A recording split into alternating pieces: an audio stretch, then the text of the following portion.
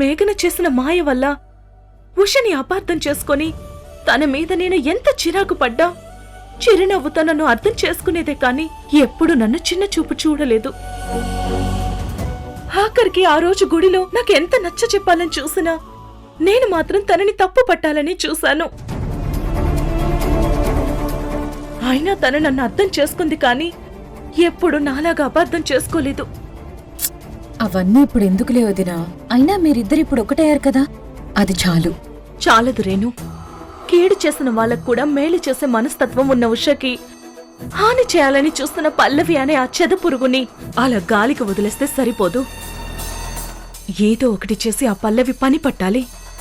కిరణన్నయ్యకిచ్చిన మాట జవదాటనని ఉషా వదిన మనతో చెప్పింది కదా, ఇంక దానికి మనమేం చేయగలం?